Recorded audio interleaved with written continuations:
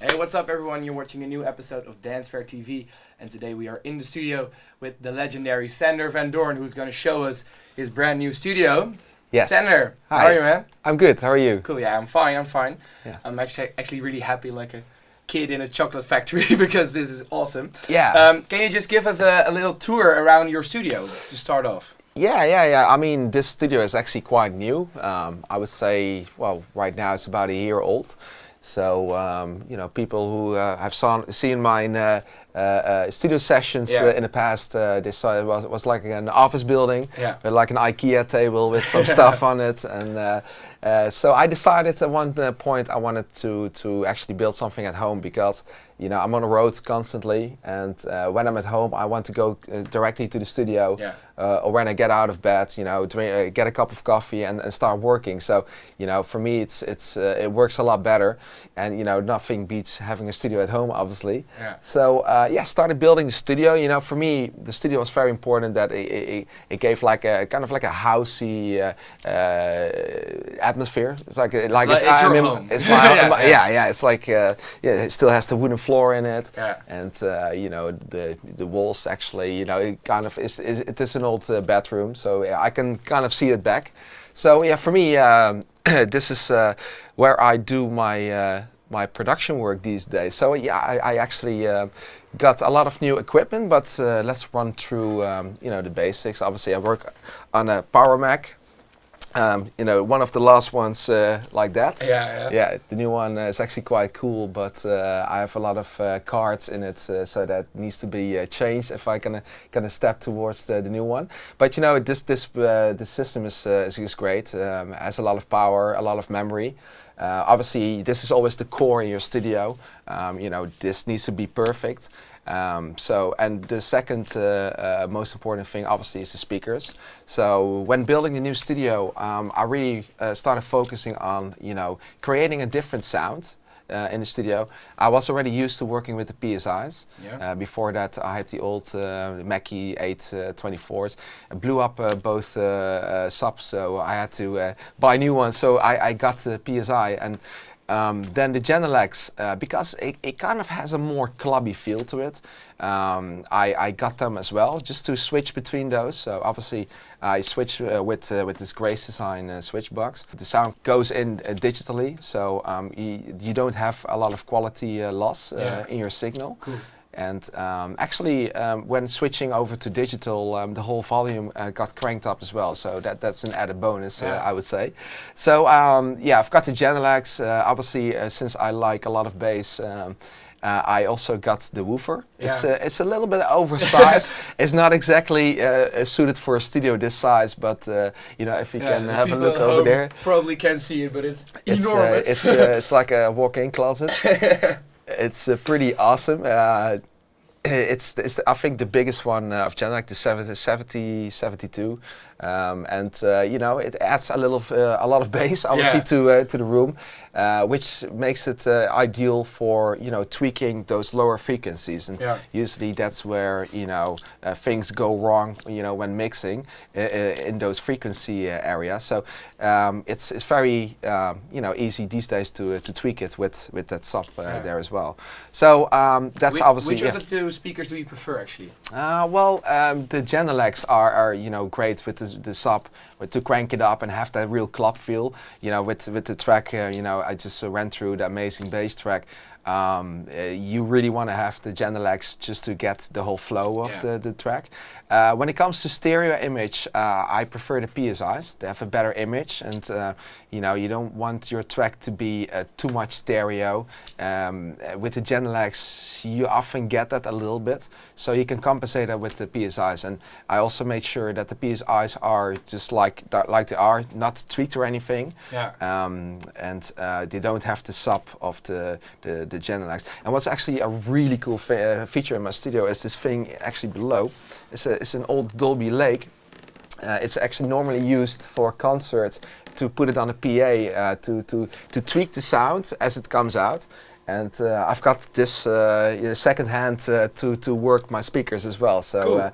Yeah, that really adjusts Awesome. the frequency in the studio. Obviously, it's important that, you know, in your hotspot where you are right here, the sound needs to be, you know, as straight as possible. Yeah. So. Did you have that all measured out by someone Yeah, else? yeah. It's like multiple times. I have like 4 or 5 different settings. You know, I noticed that I was adding more bass and bass, so the subwoofer is now cranked open pretty loud. If I put it up, it's I'm afraid the window's gonna pop out. So I need to be careful with that. But you know, I like my bass. So you also with tweaking, you can tweak a studio completely straight, but you also have to get. You also need to realize that every ear is different, and you have your personal, you know, preferences as well. So I like a lot of bass, so I need to compensate that by adding too much bass in order to make sure I don't add too much in my track. So we you know, we started experimenting a little bit, and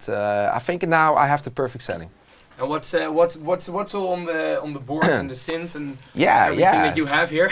Yeah, so you know, the first the few years I produced, I was producing a lot on the Virus C. It's a digital synth, but it kind of had that analog feel to it. So I used that one a lot. I added the Nord lead just for some added sounds. You know, the Nord has a very distinctive sound. It's not very good for making lead sounds, but for adding sounds, it's a pretty cool machine. This one is one of my personal favorites. It's the one I made the riff sound on. I think I cranked it up a little bit too much. I first need to go to that track. Let's see. Turn it on. Turn it on. Ah, there you go. So that's the riff machine. It took me half a day to get that right, but you know, it's nothing beats analog in the end. That's the cool thing about analog, just tweaking until you get the perfect sound. Yeah, and I actually spoke Dave Smith a few years ago, and I was asking him about the distortion function in this synth, because it's really unique. It's basically it's like a guitar crunch, just a patch panel. They kind of integrate it into the synth, so you do have your stereo sound, but it has that analog distortion to it. So you know, that creates such a distinctive sound. It's pretty awesome. Really cool. Yeah. So obviously, you know, every respectable studio needs to have a Moog Voyager in it, just to play around. Even, you know, it's. For the looks of it. For the looks, even, yeah, it's a really cool thing. You know, I use it still sometimes for some certain frequency bass lines. You know, it's a really cool synth to use on the C, and the C is a very tough note because it's either too low or it really suppresses the kick a lot. And the C on that one is actually it's really clean, and you know, well, obviously it's distinctive Moog sounds as well. So. Yeah, that's a really good one for me, personally for the C and A notes. So on that side, yeah, we have the power core, which you know, you can just throw it away these days, because I think they stopped making plugins. Really pissed off at that. You know, there's so much synths I wanted to activate, and it's not possible anymore. So it's there for a very cool blue light. That's pretty much it. And you know, below that is the Grace design. That's linked to the controller. Yeah, to the controller. I used the RMA Fireface audio cards with the Octamake addition to it.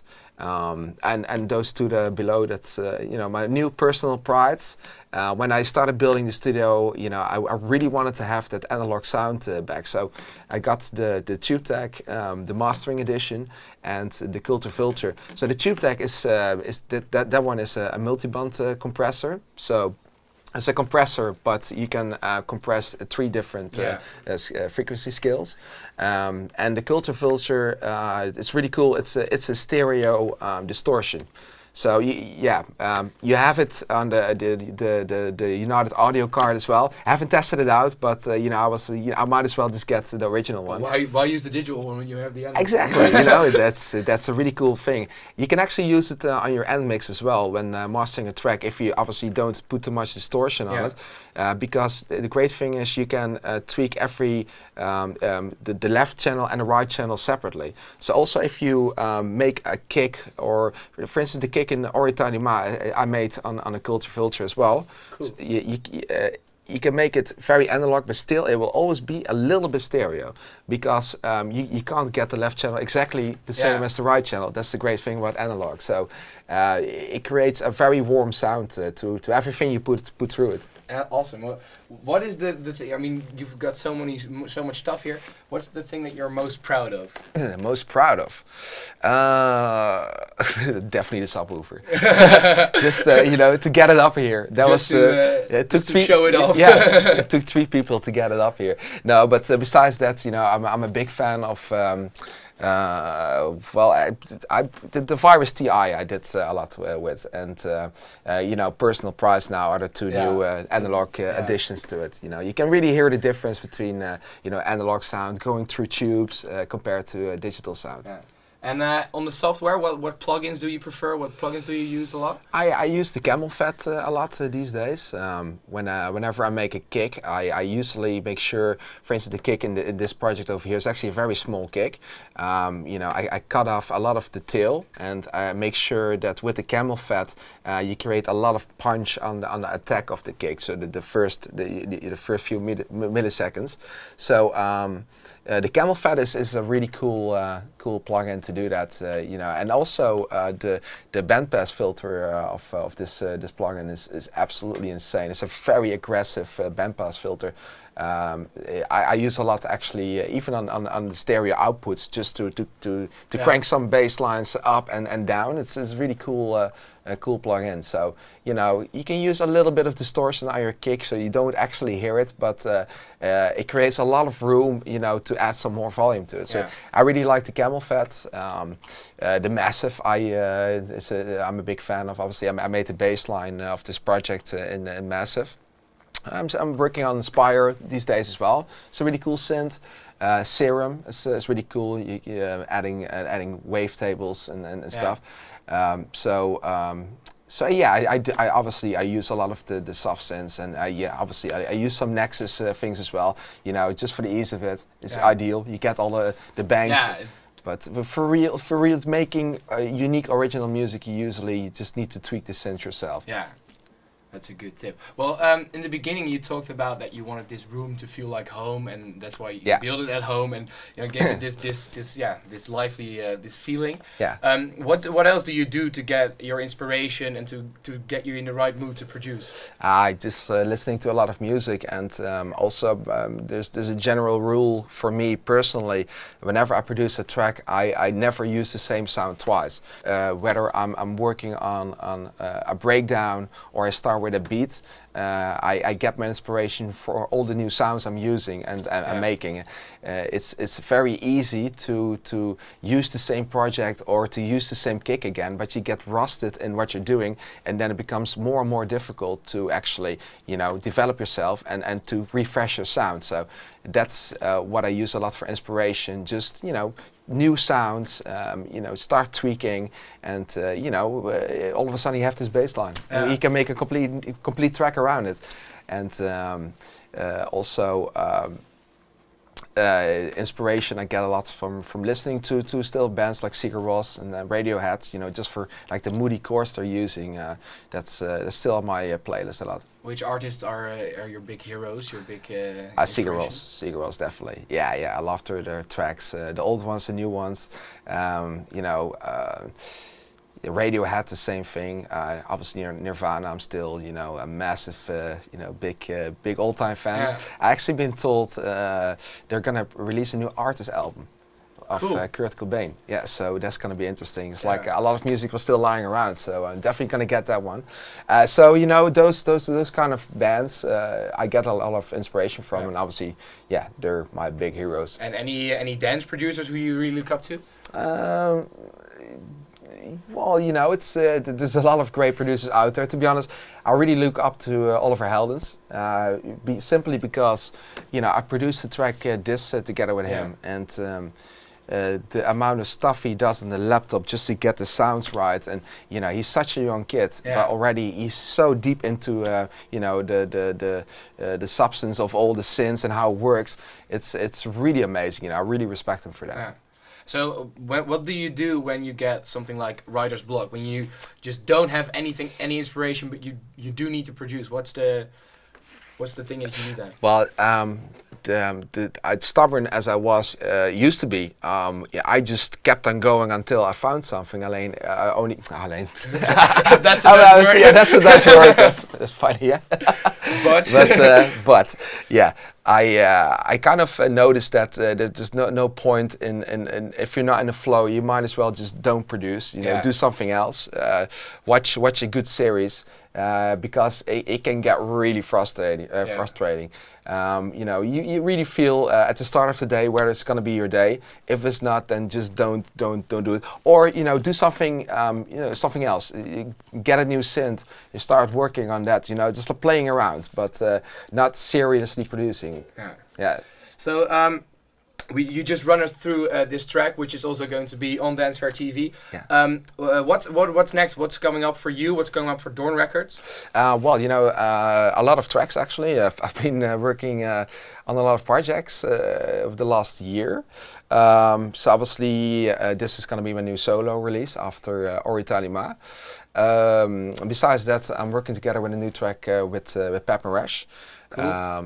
Also with Moti, I'm doing a track. That's going to be a really cool track as well. I've got another solo track. It's a very vocalist based track. It's completely different than people are used from me in that style of music. It's a very slow track, but it has a lot of feel to it. So cool. That's in the works right now. I'm doing an edit. And besides that, it's a great big amount of releases on Doorn Records, so it's looking very bright. Which artist on Doorn Records should we look out for?